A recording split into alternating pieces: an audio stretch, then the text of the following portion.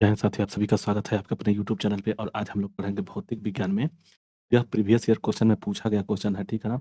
जो हम लोग साउंड या ध्वनि से पढ़ेंगे, ठीक है ना? उसमें क्या जो है, पहला है, 3 चैप्टर है, मतलब ध्वनि में 3 पार्ट है, जैसे ध्वनि तरंगों की प्रकृति, ध्वनि तरंगों की चाल, और उसका और एक चीज़ है विलक्षण की क्या है, ठीक है ना? तो आगे पढ़ेंगे तो मिल जाएगा वो।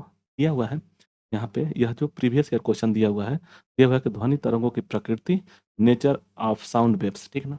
तो क्या होता है, इसका ऑब्जेक्टिव क्वेश्चन हम लोग सीधे पढ़ेंगे। तो यह प्रीवियस ईयर क्वेश्चन में पूछा गया है, ठीक? और साथ में आपको इसको प्रीवियस ईयर का जो आपको पीडीएफ चाहिए, तो इसका पीडीएफ कहिएगा तो मैं टोटल दे दूँगा, जो भी है यूथ कंपटीशन का।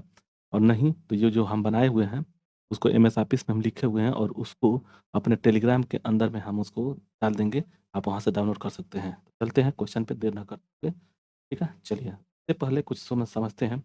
देखिए, ध्वनि जो होती है, ध्वनि ध्वनि क्या है? ध्वनि एक यांत्रिक तरंगे हैं, ठीक है ना? आगे हम लोग इसको पढ़ेंगे। और ध्वनि की आवश्यकता होती है माध्यम की।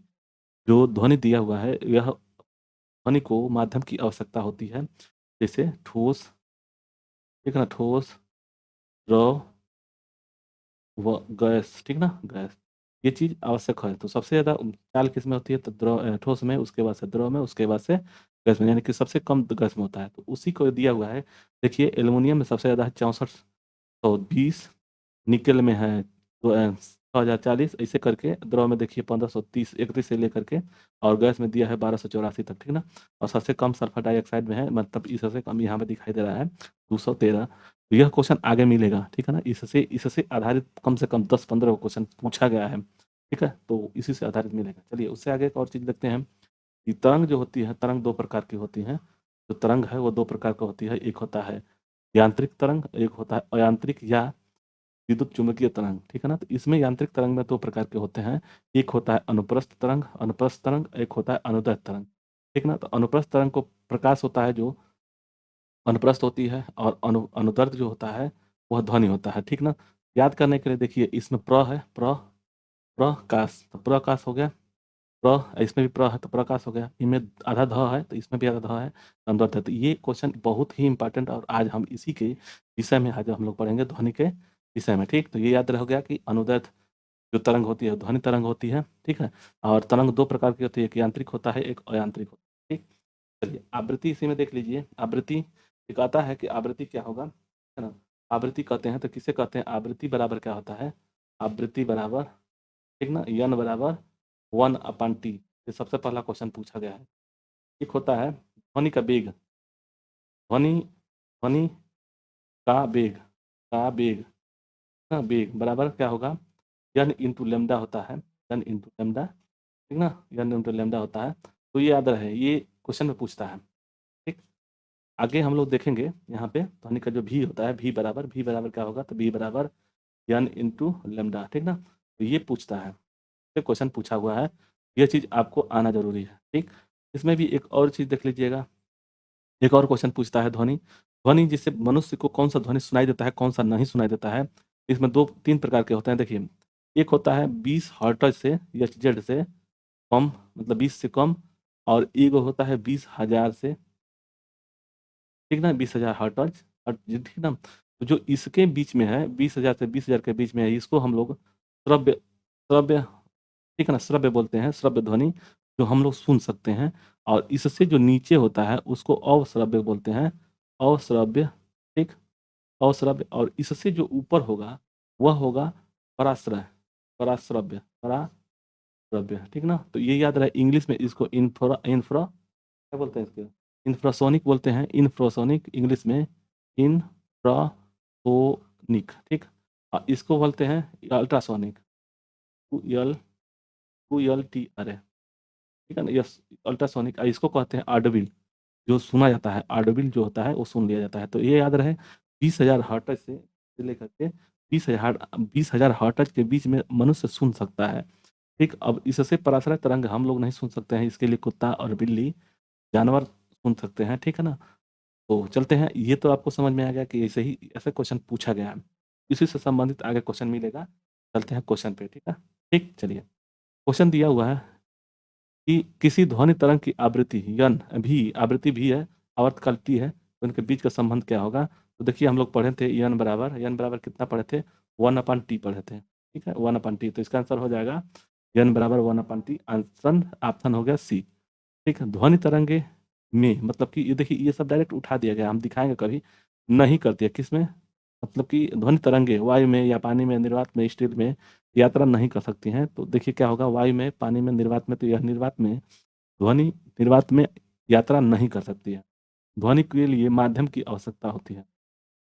कोई माध्यम होगा, या तो ठोस होगा, कोई ठोस, द्रव होगा, द्रव, या कोई गैस होगा, तो कोई गैस, इसकी आवश्यकता होगी तभी जा करके यह ध्वनि जो है यात्रा या गमन कर सकता है, ठीक? आगे देखेंगे कि 905 है। इसमें इसमें देखिए फिजिक्स में कुल मिलाकर के 2011 क्वेश्चन है कि 74 क्वेश्चन है, इतना है, मतलब 2000 से ऊपर क्वेश्चन है। तो उसी में हम लोग देखें 905 से स्टार्ट, मैंने 903 से स्टार्ट कर रहे हैं, 905 पढ़ रहे हैं, ठीक है?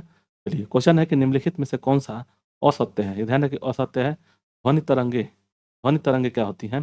दाब, अनुदैर्ध्य, विद्युत चुम्बकीय तरंग, यांत्रिक तरंग। तो देखिए ध्वनि तरंग यांत्रिक तरंग होती है, इसमें कह रहा है कि असत्य है, यानी कि ये भी है, विद्युत अनुदैर्ध्य भी होता है, ठीक है ना? तो ये याद रहे कि अनुदैर्ध्य भी होता है। उसके बाद से देखिए विद्युत चुम्बकीय तरंग अभी हम लोग पढ़े हैं, तो तरंग 2 प्रकार की होती हैं, तरंग 2 प्रकार की होती हैं। एक होता है यांत्रिक तरंग, ठीक ना? यांत्रिक यांत्रिक और दूसरा होता है अयांत्रिक। अयांत्रिक विद्युत चुम्बकीय तरंग है, तो ये असत्य है, ध्वनि जो है यह नहीं है। जी, ठीक है ना? तो ये याद रहे कि ध्वनि तरंग होती हैं, वह अनुदैर्ध्य तरंग और यांत्रिक तरंग भी होती हैं। चलिए, ये 906 है।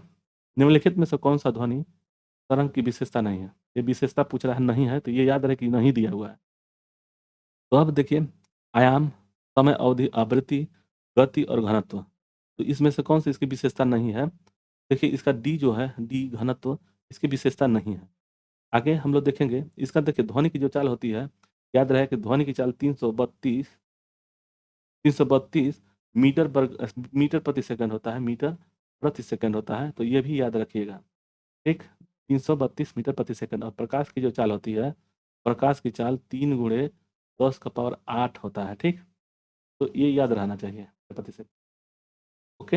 ये जो है प्रकाश की चाल है, तो ध्वनि की चाल क्या है? तो 332 मीटर प्रति सेकंड, ओके? चलिए, दिया हुआ है कि ध्वनि तरंगे हैं, मतलब इसमें से कौन-सा अनुप्रस्थ या ट्रांस ऊपर विद्युत चुम्बकीय, तो ये विद्युत चुम्बकीय तो है नहीं, अनुप्रस्थ भी नहीं है, ऊपर है, और यांत्रिक में तो यह यांत्रिक तरंगे हैं, तो 907 का आंसर हो जाएगा डी, ठीक है ना? चलिए नेक्स्ट क्वेश्चन, ध्वनि तरंगे का आयाम किस पर निर्भर करता है? ध्वनि को तरंगे जो है आयाम किस पर निर्भर करता है? तो देखिए आयाम किस पर निर्भर करता है? तो वस्तु की ताप पर, वस्तु की सामग्री पर, वस्तु की गुणवत्ता पर, और वस्तु को कंपन कराने के लिए प्रयुक्त बल। तो इसका आंसर आंसर हो जाएगा डी। अभी देखिए जीई में पूछा गया क्वेश्चन है 2019 के, तो याद रहे कि ये सब जो भी क्वेश्चन हम लोग पढ़ रहे हैं, यहाँ पे सब पूछा गया क्वेश्चन है। चलिए 909 है, किस भौतिक वैज्ञानिक के सम्मान में ध्वनि की आवृत्ति का SI मात्रक को नाम दिया गया है?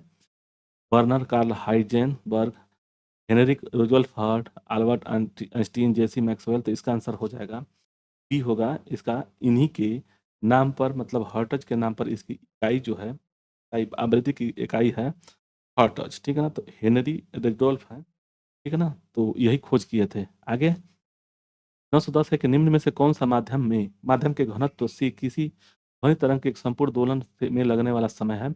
आवर्तकाल है, आवृत्ति है, तरंगदैर्ध्य है, आयाम है। तो इसका आंसर क्या हो जाएगा? इसका आंसर हो जाएगा ए, आवर्तकाल, ठीक? ये भी देखिए जेईई पे पूछा गया क्वेश्चन है। चलिए, दिया हुआ है कि 911 है, कि इसमें दिया हुआ है कि ध्वनि यहाँ पे भरना है। यह देखिए एकदम डायरेक्ट वहाँ से एनसीईआरटी के बुक से ले लिया गया है। दिया हुआ है कि सही सभी विकल्प, केवल गैस, केवल द्रव्य पदार्थ, केवल ठोस संचरण करती है, किसमें? सभी विकल्प में, ठीक है ना? केवल गैस में भी तो इसको चाहिए, ध्वनि को संचरण करने के लिए क्या चाहिए? तो याद रहे ठोस, द्रव और गैस। सबसे ज़्यादा चाल इसमें होगा, मतलब सबसे ज़्यादा चाल ठोस में होगा, उसके बाद से द्रव में, उससे कम होगा गैस में, ठीक? तो ये चीज़ याद होना चाहिए, ठीक है? चलिए, 11 हो गया, 12 देखते हैं। दिया है कि ध्वनि के संचरण के आवश्यक माध्यम आवश्यकता होनी चाहिए, ठोस, द्रव, गैस, तो सभी हैं। अब देखिए पूछा गया क्वेश्चन, इसलिए हम इसको उठाए हैं। 913 की ध्वनि गमन नहीं करती है, कहाँ पे? तो निर्वात में नहीं गमन करती है, उस द्रव गैस में से सब में निर्वात करती है, सब निर्वात को छोड़ करके सब में गमन करती है। आगे देखेंगे 914 है, नर्म और छिद्र धातु सतहों का उपयोग करके शोर को अवशोषित करने के लिए तकनीकी का प्रयोग किया जाता है। कौन सा तकनीकी का प्रयोग किया जाता है? ध्वनि सुरक्षा, श्रव्य सुरक्षा, अपवर्तन सुरक्षा, अवशोषण सुरक्षा। तो इसका आंसर क्या हो जाएगा? ये होगा ध्वनि। ध्वनि की सुरक्षा होता है। दिया हुआ है कि ध्वनि के कारण उत्पन्न होती है क्या? अपवर्तन, कंपन, प्रतिबिंब, घूर्णन। ध्वनि किसके कारण उत्पन्न होती है? के कारण उत्पन्न होती है आवर्तन, कंपन, प्रतिबिंब। तो इसका आंसर हो जाएगा बी, कंपन के द्वारा। ठीक है ना। आगे, निम्नलिखित में से निम्नलिखित की भिन्नता के कारण संपीड़न संपीड़न और विरल उत्पन्न होते हैं। तो इसका आंसर क्या हो जाएगा? किरण का अपवर्तन, रिफ्रैक्शन, तापमान में अंतर, हवा का दबाव और चुंबकीय अंतर। तो 916 का सी हो जाएगा, हवा का दबाव। आगे हम लोग देखेंगे ध्वनि की तीव्रता मापी जाती है में ध्वनि की जो तीव्रता मापी जाती है वह डेसिबल में मापी जाती है। ठीक है। ध्वनि की जो तीव्रता होती है किसमें मापी जाती है? तो वह डेसिबल में मापा जाता है और ध्वनि की इकाई है हर्ट्ज होता है। ठीक। ध्वनि तरंग की आवृत्ति को मापने की मापन इकाई है। इसका आंसर ये होगा 18 का 918 का बी। ठीक है ना, हर्ट्ज। ध्वनि का तरंग देखिए इससे पहले वाला में तीव्रता डेसिबल में मापा जाता है और इसकी आवृत्ति को किस में मापा जाता है? तो हर्ट्ज में। ध्यान रहे कि तीव्रता को, ध्वनि की तीव्रता को हर्ट्ज डेसिबल में और उसकी आवृत्ति हर्ट्ज में मापी। ठीक। चलिए, ध्वनि निम्न में क्या एक है? ध्वनि निम्न में क्या एक है? यांत्रिक तरंगे। इसका हो जाएगा यांत्रिक तरंगे। ठीक है ना। तो 919 का हो जाएगा बी। नेक्स्ट क्वेश्चन पे चलते हैं, देखते हैं कि निम्न में से दिया हुआ है 920। निम्न में से कौन सा निर्वात में यात्रा नहीं कर सकता है? निर्वात में तो ध्वनि जो है निर्वात में यात्रा नहीं कर सकता है या गमन नहीं कर सकता है। इसके लिए ध्वनि की आवश्यकता जब पड़ती है किसी की, तो उसकी पड़ती है क्या? पड़ता है उसको किसी माध्यम की जरूरत। ठीक। चलिए नेक्स्ट क्वेश्चन पे चलते हैं। 921 है कि जब ध्वनि हवा के माध्यम से गुजरती है तो हवा के कण क्या होंगे? जब ध्वनि हवा के माध्यम से गुजरती है तो हवा के कण तरंग प्रसार की दिशा में कंपन करते हैं, कंपन करते हैं लेकिन किसी निश्चित दिशा में नहीं, तरंग प्रसार की दिशा में लंबवत कंपन करती है। तो इसका आंसर हो जाएगा ए, तरंग प्रसार की दिशा में कंपन करते हैं।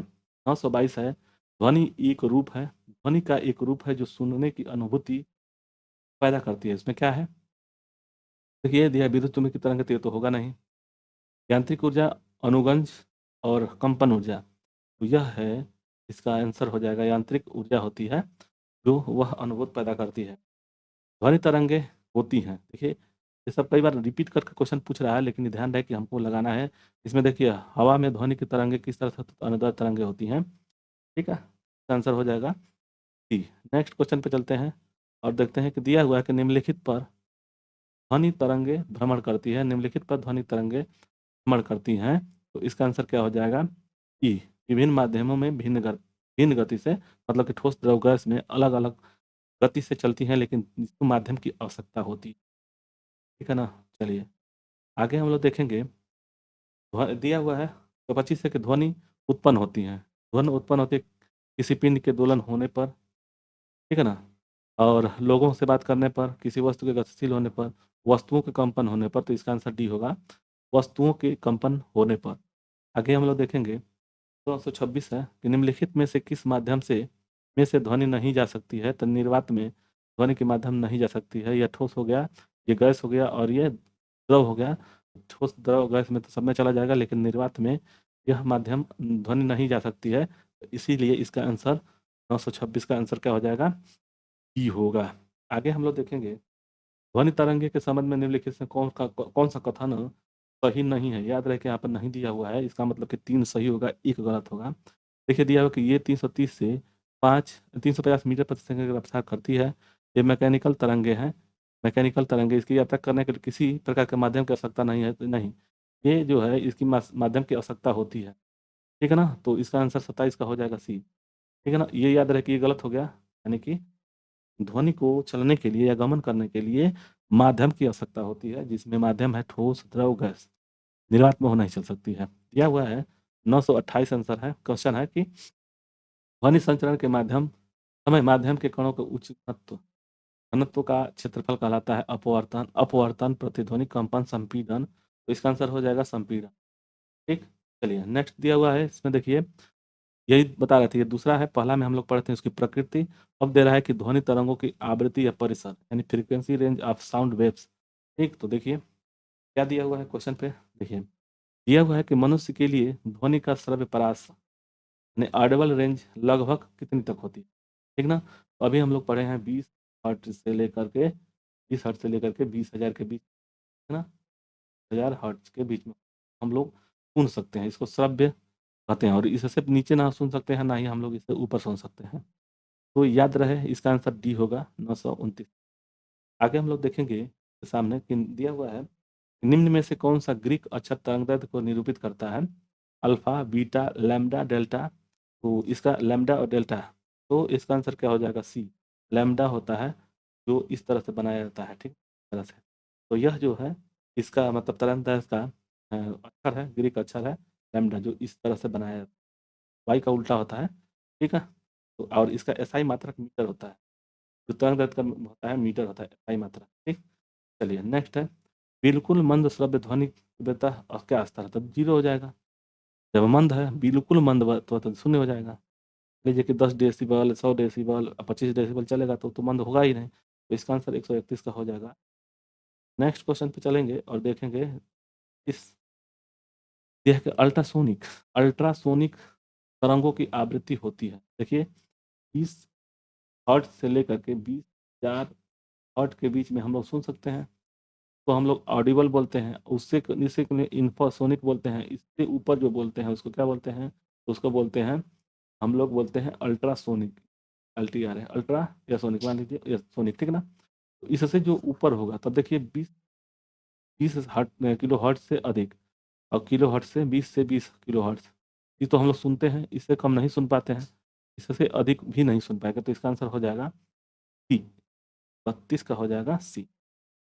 आगे देखेंगे और देखिए ये चीज़ कौन कौन सुन सकता है, तो ये जो है इससे ऊपर कुत्ता, बिल्ली और चमगादड़, चमगादड़ चमगादड़ जो होती है वह अल्ट्रासोनिक ही, तो ये चीज़ तीनों सुन सकते हैं।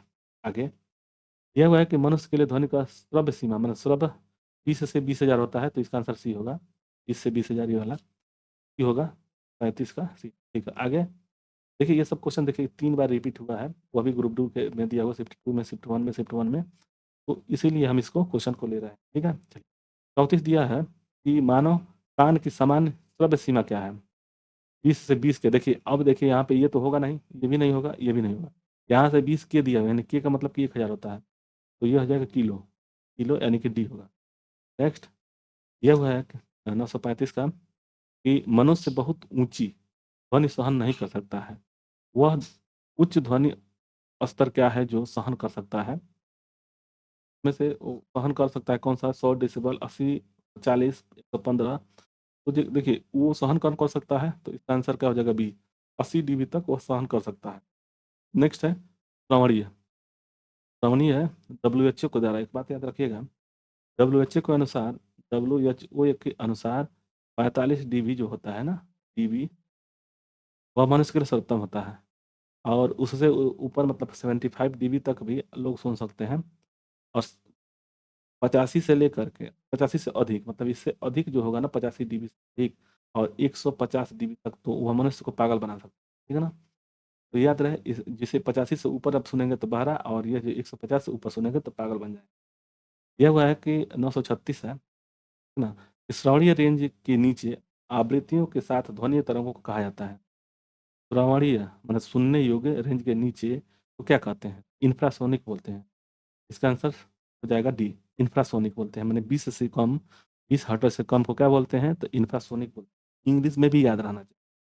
और देखिए अल्ट्रा दिया हुआ है, अल्ट्रासोनिक मतलब कि 20,000 से ऊपर, सुपरसोनिक उससे भी आगे, ठीक है ना। अब देखिए मनुष्य के लिए श्रव्य नहीं है, यानी कि ये हम लोगों के लिए श्रव्य नहीं है, इससे मैंने इसके लिए आवृत्ति के श्रव्य नहीं है, तो ये तो हम लोग सुन लेंगे, 100 हर्ट्ज भी सुन लेंगे, 20 तक भी सुन लेंगे, ये हम लोग को श्रव्य नहीं है, इसका आंसर हो जाएगा, आंसर क्या हो जाएगा, आंसर हो जाएगा बी, ठीक, बी। चलिए 37 का आगे हम लोग देखेंगे, 938 है कि अपश्रव्य या इंफ्रासोनिक तरंगों की आवृत्ति कितनी होती है? तो देखिए 20 से 20,000 के बीच में होता है तो ये तो हम लोग सुन सकते हैं 20 से कम होगा, इसका आंसर होगा। आगे 40 दिया हुआ है। एक ध्वनि तरंग की गति 340 मीटर प्रति सेकंड, इसका मतलब 1 है। यदि उसकी तरंग दैर्ध्य 2 सेंटीमीटर तो तरंग की आवृत्ति क्या होगी? देखिए आवृत्ति को लगाने के लिए यहाँ पे ध्वनि का वेग जो होता है, तो याद रखिएगा, ध्वनि का वेग, वेग बराबर क्या होता है? वेग बराबर होता है आवृत्ति गुणे आवृत्ति तरंग दैर्ध्य, तरंग दैर्ध्य, ये लिख लीजिएगा, दैर्ध्य, दैर्ध्य, ठीक ना। तो इसको हम लोग भी से डिनोट करते हैं, ठीक है ना, और यस को एफ से, आवृत्ति को, और गुणे में तो लैम्डा, ठीक, तो ये याद रहे। अब चलिए इसको लगाएंगे तो भी बराबर क्या दिया हुआ है? भी बराबर तरंग गति, जो गति दिया हुआ भी दिया कितना है? तो क्या है? 340, और लैम्डा दिया हुआ कितना? सेंटीमीटर, ठीक। अब भी को लगाना है तो जब हमको आवृत्ति निकालना है तो इसको यहाँ पे ले आ जाएंगे, तो ये हो जाएगा बराबर लैम्डा, भी का मान कितना है? 340, और एफ हमको निकालना है, एफ, और गुणे में क्या है? तो 10 सेंटीमीटर में है, तो इसको अगर हम मीटर में बदल देंगे ये हो जाएगा 0.02 मीटर में हो जाएगा। इसको इधर लेकर चले आएंगे ठीक है ना। इसको जब ये देखिए वेग कितना है? तो मीटर से प्रति सेकंड है, तो ये मीटर हो गया ना। अभी जब इसको हम इधर लेकर आएंगे तो जब बराबर क्या हो जाएगा? 340 और में 10 तो 2, ठीक। अब जब इतना हो जाएगा तो इसको हटाने के लिए हम ऊपर में 100 का गुणा कर देंगे, तो ये हो जाएगा 2, हो जाएगा 17, देखिए 17, 170, तो 17 और 2 चीज़ों बढ़ जाएगा तो 17,000 हो जाएगा। 17,000 कौन सा? ए दिया हुआ है, तो इसका ऑप्शन का ए हो जाएगा, 39 का ए। आगे 940 देखेंगे हम लोग। चम तरंगे चमगादड़ को उनके रास्ते में आने वाली बाधाओं को पता लगाने की मदद करती है। कौन सा? अपसरय, अति पराश्रय, पराश्रय, परिध्वनि, तो इसका आंसर हो जाएगा अल्ट्रासोनिक या पराश्रय, तो 1940 का आंसर हो जाएगा सी, 1940 का आंसर सी हो जाएगा। ध्वनि की वह न्यूनतम आवृत्ति क्या है जो मनुष्य द्वारा सुनी जा सकती है? न्यूनतम आवृत्ति तो ये भी सुनी जा सकती है 20 से 20, ये वाला, ठीक ना, तो याद रहे न्यूनतम पूछ रहा है तो ये हम लोग सुन सकते हैं 20 हर्ट्ज से 20 हर्ट्ज तक सुन सकते हैं, ठीक। तो 941 का आंसर क्या हो जाएगा? 941 का डी, ठीक। मनुष्य के लिए श्रव्य ध्वनि की आवृत्ति का रेंज कितनी? 20 से 20,000, 20,000, 20 से 20,000, 20 से 20,000, ये वाला, ठीक ना, 20 से 20,000, डी होगा 42, ठीक है। चलिए आगे देखते हैं। दिया हुआ है कि 943 सेकेंड में से कौन सी तरंग है मनुष्य के लिए श्रव्य है? श्रव्य है 20 से 20,000 की आवृत्ति रेंज वाली, तो इसका हो जाएगा कौन सा? सी, 43 का भी हो जाएगा सी। आगे 944 देखेंगे। एक अल्ट्रासोनिक ध्वनि तरंग की आवृत्ति इससे अधिक होगी, मतलब 20,000 से ऊपर होगा, इसका आंसर डी हो जाएगा। नेक्स्ट ध्वनि की चाल आप देखेंगे, आगे देखेंगे ध्वनि की चाल। ध्वनि की चाल कहाँ कहाँ होता है? तो ध्वनि की चाल माध्यम जरूरी है, ठीक है ना, इसी को हम लोग पढ़ेंगे। देखिए दिया हुआ है हवा में ध्वनि की गति से अधिक गति के रूप में जानी जाती है। हवा से अधिक, ध्वनि की गति से अधिक गति को क्या जानी जाती है? सुपरसोनिक, सोलर, इंफ्रासोनिक, अल्ट्रासोनिक, तो इसका आंसर हो जाएगा सुपरसोनिक। नेक्स्ट है ध्वनि की गति पर दबाव पर क्या प्रभाव पड़ेगा? ध्वनि की गति पर दबाव का क्या प्रभाव पड़ेगा? तो इसका आंसर क्या हो जाएगा? इसका आंसर हो जाएगा सी, ये होगा कि ध्वनि की गति दबाव पर प्रभावित नहीं करता है। हवा में ध्वनि का वेग लगभग कितनी होती है? तो 330 करीब होता है, तो इसका आंसर हो जाएगा ये 330 मीटर प्रति सेकंड होता है, तो 47 का हो जाएगा बी, ठीक है ना। और यह जो दिया हुआ है 3 × 10⁸ मीटर प्रति सेकंड है, यह जो है इसका है, तो यह प्रकाश की चाल। यह हुआ कि ध्वनि तरंग में 3.5 किलो हर्ट्ज की आवृत्ति है, और इसका तरंग दैर्ध्य 0.1 मीटर है, तो 700 मीटर की दूरी मापने के लिए कितना समय लगेगा? तो इसका आंसर क्या हो जाएगा? तो हम लोग लगाएंगे एन बराबर भी बराबर, देखिए पहले तो लगाएंगे भी बराबर एन लैम्डा, ठीक। भी कितना है हमारा? भी है एन हमारा दिया हुआ है, एन दिया हुआ कितना? पहले दिया है 3.5, एन दिया हुआ 3.5, और ये लैम्डा दिया हुआ कितना? तो ये दिया हुआ है लैम्डा कितना दिया हुआ है? तो 0.1 तो मीटर है और यन एक और दिया हुआ है, देखिए ये वाला 5 हो गया, 1.35। तो इसको हम लोग इसी को चेंज कर देंगे, ये 3 कितना है किलो हर्ट्ज में है, इसको चेंज कर करके हम लोग कर देंगे 35 हर्ट्ज, ठीक है ना। अब चलिए इसी पे लगाएंगे, तो इसको लगाएंगे, देखिए इस पे रख लेंगे तो भी बराबर एन इंटू लेमडा। अब इसका एन का मान कितना है 3500, तो 3500 और गुणे लेमडा का मान हो गया 0.1, तो ये कितना हो जाएगा, दशमलव से हट जाएगा तो 350 हो जाएगा, यानी कि बराबर 350। तो कह रहा है कि कितना समय लगेगा दूरी तय करने में, यानी 700 मीटर की दूरी तय करने में कितना समय लगेगा। टाइम बराबर मतलब कि चाल बराबर दूरी बटा समय होता है ना, चाल बराबर दूरी बटा समय। हमको समय दिया हुआ है, दूरी भी दिया हुआ है, क्या निकालना है, समय लगेगा, ठीक। टाइम बराबर बराबर टाइम बराबर कितना होगा, तो यह हो जाएगा दूरी बटा स्पीड, है ना। क्योंकि चाल कितना है इसका 3500, भी वेग कितना है इतना है, टाइम हमको निकल जाएगा, तो दूरी कितना है 700 मीटर और बटा में 3500, तो हो जाएगा 350, तो हो जाएगा 2 सेकंड लगेगा, तो इसका आंसर डी होगा। नेक्स्ट है ध्वनि की तरंगे 700 मीटर 700 मीटर प्रति सेकंड है, ध्वनि तरंगे 7 किलोमीटर की यात्रा करने में कितना समय लगेगा, तो 7000 में हम लोग चेंज करेंगे। तो देखिए इसमें कैसे लगाएंगे, तो इसको देखिए कैसे लगाएंगे, क्या भी कितना दिया हुआ है, भी हमारा दिया हुआ है 700 किलोमीटर है ये, तो इसको किलोमीटर को मीटर में बदलेंगे, 7 किलोमीटर को मीटर में बदलेंगे तो कितना हो जाएगा 7000 मीटर हो जाएगा, ठीक। अब ये समझ में आएगा, तो चलिए हम लोग लगाएंगे, क्या होगा, तो भी इस पर लगाएंगे तो टाइम बराबर हो जाएगा ना समय, समय बराबर दूरी और बट्टा में चाल। समय हमको निकालना है, दूरी कितना दिया है 700 7000 और बट्टा में भी वेग कितना दिया हुआ है, तो 70, तो 700 30 से कटेगा, ये हो जाएगा 10, क्योंकि 10 सेकंड लगेगा, समय कितना लगेगा 10 सेकंड, तो इसका आंसर ये होगा। नेक्स्ट है ध्वनि की चाल कितनी होती है, तो 332 प्रति मीटर सेकंड होता है। ध्वनि की चाल कितना होती है, तो प्रति मीटर सेकंड ये वाला हो जाएगा 50, 51 का कौन सा हो जाएगा, 51 का हो जाएगा ई, ठीक है ना। चलिए यह दिया हुआ है कि एक ध्वनि स्रोत 600 हर्ट्ज की तरंग भेजता है, 3 मीटर की तरंग पैदा करता है, प्रश्न में ध्वनि तरंग की गति है, ध्वनि की तरंग गति है, तो देखिए इसको कैसे लगाएंगे एन बराबर कितना है, एन बराबर है 600, ये दिया हुआ है एन बराबर 600, लैम्डा कितना दिया है तरंग दैर्घ्य 3 मीटर है, ठीक। और भी, तो भी बराबर क्या होता है, भी बराबर होता है एन इंटू लेमडा। ये हमको क्या निकालना है, ध्वनि की तरंग गति निकालना है, यानी कि वेग ये हमको निकालना है, तो एन कितना हो गया 600, 600 और गुणा 3, तो यानी कि 18, 1800 वेग हो गया, इसका मीटर प्रति सेकंड में होगा ना, तो इसका आंसर हो जाएगा बी, ठीक है।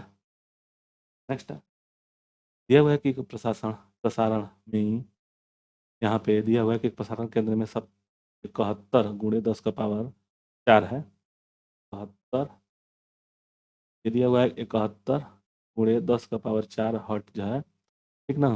ये क्या है, यह दिया हुआ यन, यानी आवृत्ति दिया हुआ है यन आवृत्ति, और यह 3.3 गुणे 10 का, ये क्या दिया हुआ है, तो भी दिया हुआ है, ये कितना दिया है 3 गुणे 10 का पावर 8 मीटर प्रति सेकेंड है, सेकेंड, ठीक ना, प्रति एस है, प्रति एस, ठीक। अब हमको वहाँ पे लगाना है भी बराबर यन लैम्डा होता है, तो भी हमारा दे दिया है कितना 3 का गुणे 10 का पावर 8 और बराबर में यन किया दिया हुआ है, तो 71 गुणे 10 का 4, और हमको लैम्डा निकालना है, तो लैम्डा ये इधर आ जाएगा, तो लैम्डा बराबर क्या हो जाएगा 10 का पावर 8 और बट्टा में 71 गुणे पावर 4, ये मान हो गया ना। अब इसको लगाएंगे, तब लगाएंगे तो देखिए क्या होगा, लैम्डा बराबर क्या हो जाएगा, ये हो जाएगा 242.5 मीटर हो जाएगा, ठीक। तो इसका कितना दिया हुआ है कहाँ पे, यानी कि डबल टू ये वाला ए सी, ठीक है ना। चलिए नेक्स्ट दिया हुआ है 554 है कि एक ध्वनि की तरंग की गणना करें, यानी तरंग की गणना करना है, यानी कि लेमडा को निकालना है, ठीक। याद रखिए इसी को निकालना है, आवृत्ति कितना दिया हुआ है, यन दिया हुआ है 200 और माध्यम की गति, गति यानी भी दिया हुआ है कितना 400, 400, ठीक। तो भी बराबर क्या होता है, भी बराबर यन लेमडा, भी कितना दिया है 400 और बराबर में यन दिया है 200 और हमको लेमडा निकालना है, तो इधर आ जाएगा, तो लेमडा बराबर कितना हो जाएगा, लेमडा बराबर 400 बटा में 200, तो इसको कटाएंगे तो ये हो जाएगा 2 मीटर, ठीक, तो इसका आंसर क्या हो जाएगा 54 का। आगे क्या हुआ है कि वायु में 0 डिग्री सेल्सियस है, यहाँ पे 0 डिग्री सेल्सियस के तापमान पर ध्वनि की गति, तो ये मीटर प्रति सेकंड में, इसका आंसर ए हो जाएगा। ठीक है, तो 55 का आंसर ए होगा। दिया हुआ कि ध्वनि के स्रोत इतना आवृत्ति दिया हुआ है, तरंग दैर्ध्य कितना दिया हुआ है, इतना दिया हुआ है, तो चाल निकाल बराबर एन इंटू लेमडा, ये हमको निकालना है। और आवृत्ति कितना दिया है 400, 400 गुणा 2.5, ये हो जाएगा 4 दूनी 8 यानी कि 1000 हो जाएगा ना, 1000 मीटर प्रति सेकंड। ठीक, तो इसका आंसर हो जाएगा सी, 56 का सी। आगे हम लोग देखेंगे निम्नलिखित में से कौन सा कथन सत्य है जो ध्वनि का वेग होता है। ध्वनि का जो वेग होता है उसमें सत्य बताना है कि सर्दियों की तुलना में गर्मियों में कम, सर्दियों और गर्मियों में एक समान, सर्दियों पर निर्भर करता है, मौसम पर निर्भर करता है, सर्दियों की तुलना में गर्मियों में अधिक, तो इसका आंसर क्या हो जाएगा, डी होगा।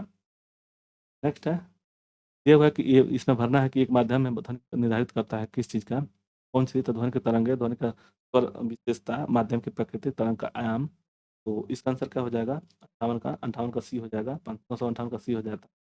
चलिए, समुद्र की जल ध्वनि की गति क्या होगी, समुद्र की जल में ध्वनि की गति क्या होगी, तो देखिए इसको हम लोग तो देखेंगे अभी, ये दिया हुआ है ध्वनि की गति समुद्री जल में। अब देखिए यहाँ पे दिया हुआ है, क्या दिया हुआ है, इसमें दिया हुआ है, तो देख लेंगे हम लोग।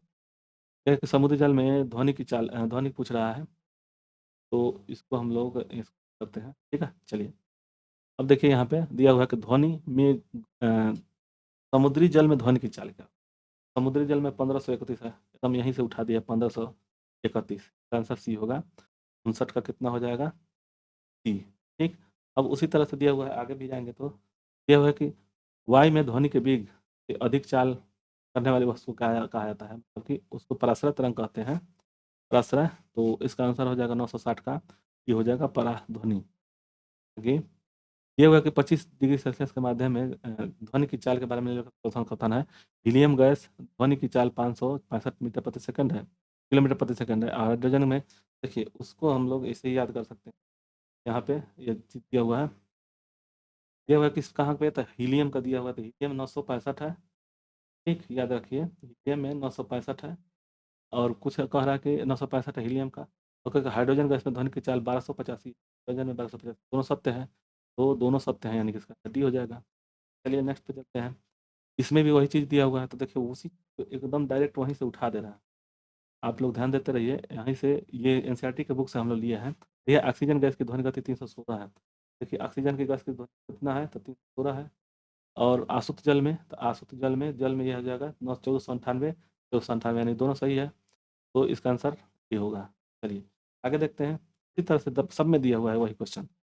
ठीक है, तो आप लोग यहाँ से देखते रहिएगा और ध्यान से इसको लगाते रहिएगा। देखिए कि समुद्री जल में, देखो कि समुद्री जल में 1551 है, 1531 है। और आसुत जल देखिए वो तो दोनों हो गया, दोनों सही है, बस इसको ऑप्शन को इधर उधर कर दे रहा है, तो लगा रहा है। देखिए अब आगे बढ़ते हैं, 964 के किसी माध्यम में जैसे ही हम बढ़ाते हैं क्या, तो ध्वनि की गति बढ़ जाती है, तापमान, बल, गति और दबाव, तो 965 का 964 का आंसर क्या हो जाएगा, 964 का आंसर हो जाएगा ए, तापमान। आगे दिया हुआ है, देखिए यहाँ पे दिया है 25 डिग्री सेल्सियस में, वही क्वेश्चन फिर बार बार आ गया। और ये हवा में चाल के, ये देखिए हवा में ध्वनि की चाल जो होती है 332 होता है, 332 होता है, याद रहे। ठीक है, ये जल में वही चीज़ होती है, देखिए यहाँ पे हम दिखा देते हैं, यहाँ पे दिया हुआ है क्या कि समुद्री जल का, तो समुद्री जल का कितना है 1531 है, सही है। हवा में ध्वनि की चाल 346 है, हवा में ध्वनि की चाल वायु में 346 है, ये 346 है, तो ये दोनों सही है, इसका मतलब कि सत्य हो जाएगा ए। चलिए नेक्स्ट क्वेश्चन पे चलते हैं, देखिए वही सब क्वेश्चन दिया हुआ है। ठीक, अब देखिए इसको भी देख लेते हैं। ये दिया हुआ है समुद्री जल में ध्वनि की चाल जो है, समुद्री जल में 1531 है, और आसुत जल का 1498 है, तो दोनों सही हो गया। ठीक, तो यह एनसीईआरटी के बुक से एकदम डायरेक्ट वहीं से होल बाई उठा उठा दिया है। एल्युमिनियम में देखिए, यहाँ पे क्वेश्चन में देख लीजिए, इसका आंसर क्या हो जाएगा, तो एल्युमिनियम में देखिए, एल्युमिनियम में ध्वनि ध्वनि की गति है 6220, 6220 है। और इसमें दिया है निकल में, निकल में कितना दिया हुआ है, निकल, लोहा, पीतल, तो इसको देखेंगे 67। ठीक है ना, अब केवल इसका देखिए 20 सत्य है, 600 6000 यानी कि 6040 है। निकल में ध्वनि की गति कितनी होगी? इसका आंसर केवल बी होगा। बी मतलब कौन सा?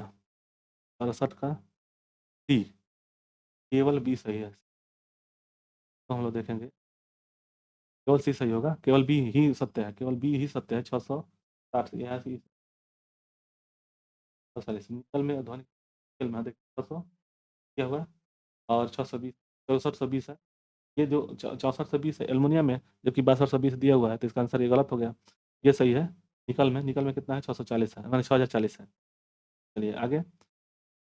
जब किसी वस्तु जब किसी वस्तु की चाल ध्वनि की चाल से अधिक हो जाती है, उसे क्या कहते हैं? जब किसी वस्तु की चाल ध्वनि की चाल से अधिक, अश्रव्य, पराश्रय, पराध्वनिक और पराध्वनिक, तो इसका आंसर हो जाएगा सी, पराध्वनिक। नेक्स्ट क्वेश्चन, यह कि निम्नलिखित में से 25 डिग्री सेल्सियस पर ध्वनि का वेग अधिकतम होगा? पीतल, इस्पात, एल्युमिनियम। तो एल्युमिनियम का सबसे ज़्यादा होता है, ठीक है ना। एल्युमिनियम का देखिए यहाँ सबसे ज़्यादा होता है, एल्युमिनियम का है 64, 30 है, 25। ये देखिए एनसीईआरटी के बुक से ले लिए हैं, एकदम उसी तरह से उठाया गया है। अब यहाँ पे देख लीजिए स्टील का और निकल का, तो निकल का दूसरे स्थान पर है, पहले स्थान पर। आंसर यहाँ से मिला लीजिए कौन सा सही है। देखिए स्टील का 5960, 5960 और क्या दे दिया है 6040 निकल का, तो ये भी सही है। दोनों दोनों सत्य है, तो इसका आंसर हो जाएगा, आंसर सी हो जाएगा। ठीक, चलिए।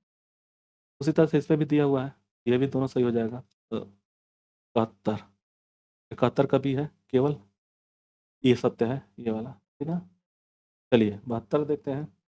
यदि तापमान बढ़ाए तो ध्वनि की गति बढ़ जाएगी कि घट जाएगी, क्या होगा? तो इसका आंसर क्या हो जाएगा? डी होगा, बढ़ती है। नेक्स्ट, दिए गए तापमान पर ध्वनि की गति अधिकतम किस पे होगी? तो इस पर एल्युमिनियम पर होगा। दिया हुआ है कि इसमें भरना है, में ध्वनि की गति सबसे तेज होती है स्टील में, मतलब ठोस में। नेक्स्ट है कि निम्नलिखित में से किस माध्यम में ध्वनि किसी विशेष तापमान पर सबसे तेज हो जाती है? इसका आंसर हो जाएगा डी, 75 का, 975 का हो जाएगा डी। आगे हम लोग देखेंगे, देखिए वही दिया हुआ है जो हम लोग इससे पहले पढ़े थे, तो देखते हैं यहाँ पे हम वहीं पर ले लेते हैं। ये दिया हुआ है कि समुद्र का जल है 1531, और 1200 दिया हुआ है कि ये दिया है कि इथेनॉल में, इथेनॉल तो इसमें नहीं दिया है, 1284 है। तो इसमें नहीं दिया हो, तो इसका आंसर केवल ए होगा, है ना, 76 का ए। ठीक है। इसी पे सबसे ज़्यादा क्वेश्चन पूछा गया है, तो इसको आप लोग लगाते रहिएगा। अब हम आगे बढ़ते हैं। निम्न में से किस पदार्थ में ध्वनि का वेग सबसे कम है? ध्वनि का वेग सबसे कम होगा तो वायु में। आगे फिर वही दिया हुआ है, देख लीजिए। वह ये जो दिए हैं हम सबसे शुरू में दिए थे, इसको याद रट्टा मार लीजिएगा, रट्टा मार करके यहाँ पे लगा सकते हैं। देखिए वायु में ध्वनि की चाल 346 है, यहाँ पे दिया हुआ 346, और आसुत जल में 1498, आसुत जल में तो यानी दोनों सही है। ठीक, तो इसी तरह से बहुत क्वेश्चन दिया हुआ है। ध्वनि का प्रसार निम्न में से अधिकतम होगा, प्रसार किस में होगा? तो ठोस में होगा, आंसर हो जाएगा सी। ठीक, देखिए वो सब दिया हुआ क्वेश्चन, तो इसका आंसर बता दे रहे हैं हम, और आगे देखते रहिएगा। इसका आंसर ये हो जाएगा, दोनों सही है। निम्नलिखित में माने ध्वनि निम्नलिखित माध्यम से तेज होती है, तो तरल सुन वैक्यूम, यानी कि इसमें पहला के सबसे तेज, मानी तेज का मतलब कि ठोस में होगा। तो इसका आंसर हो जाएगा ए, 79 है, और 83 है। देखिए 83 तो हो गया, 84 ध्वनि अधिकतर चाल मतलब किस में होगा? तो ठोस में होगा। आगे, ध्वनि की चाल माध्यम गुणों पर निर्भर करता है, किस पे? इनमें से सभी ताप पर, प्रत्यास्था पर, घनत्व पर, तो इसमें से कौन सा गुणों पर निर्भर करता है? इसका आंसर हो जाएगा इन सभी पर, यानी कि ताप पर भी, प्रत्यास्था पर भी, और घनत्व पर।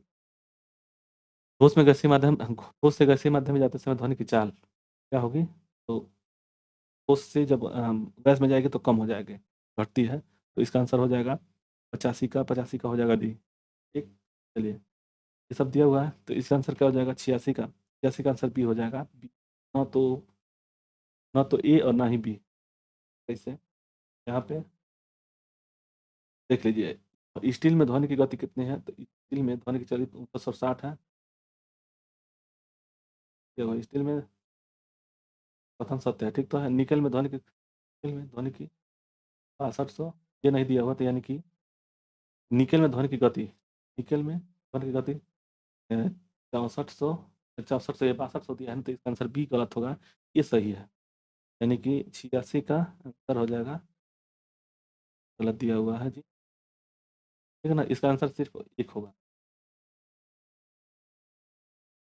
चलिए, नेक्स्ट है, दिया हुआ है कि 987 है कि एक ध्वनि तरंग की आवृत्ति 4 4 kHz में है, 4 kHz 2 है और तरंग 40 सेंटीमीटर, तरंग दैर्घ्य 2 किलोमीटर की दूरी तय करने के लिए समय कितना लगेगा? देखिए n बराबर कितना दिया हुआ है, n बराबर 4 kHz है, ये Z है और उसके बाद से तो इसको हम लोग K में दिया हुआ है 4 K, तो इसको हम लोग जब चेंज करेंगे तो 4000 में हो जाएगा, K को हटा देंगे तो ये हो जाएगा हर्ट्ज़ में, ठीक? और उसके बाद से y लैम्ब्डा कितना दिया हुआ है, तो लैम्ब्डा दिया हुआ है सेंटीमीटर में है, तो मीटर में चेंज करेंगे तो 0.4 हो जाएगा मीटर में।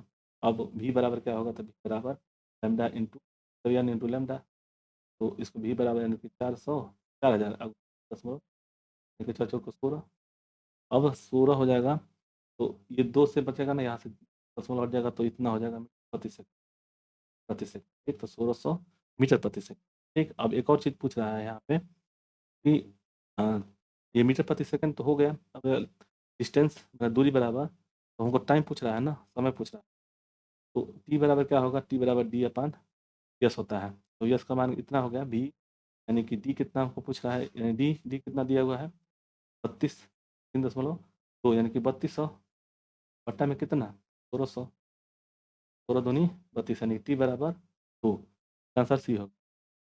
चलिए नेक्स्ट क्वेश्चन पे चलते हैं, उसी तरह से लगाया है कि आवृत्ति 50 हर्ट्ज है, तरंग दैर्घ्य 4 मीटर है, तो उसकी चाल क्या होगी? आवृत्ति यन कितना दिया हुआ, यन दिया हुआ है 50 हर्ट्ज से, और ये मीटर में दिया हुआ क्या लैम्ब्डा 4 मीटर, ठीक? और ध्वनि की चाल यानी कि v बराबर 3 को गुणा कर देंगे तो 200 हो जाएगा, तो इसका आंसर हो जाएगा। नेक्स्ट है, निम्नलिखित में से कितना दिया हुआ है, आभासी है ना? निम्नलिखित में से कौन सी तरंग द्वारा 1 सेकंड में तय की गई दूरी दर्शाता है? तरंग दैर्घ्य 1 सेकंड में चली गई दूरी को दर्शाता है, तो इसका आंसर सी होगा तरंग वेग, ठीक है ना? तो यह जो है आप लोगों को वीडियो अच्छा लगे तो लाइक से सब्सक्राइब करिएगा, और हम लोग ध्वनि में 3 पार्ट पढ़ चुके हैं और उसके बाद से आगे ध्वनि का लक्षण है और बहुत कुछ है, ठीक है ना? तो उसी को पढ़ेंगे। तो वीडियो अच्छा लगे तो लाइक से सब्सक्राइब, धन्यवाद।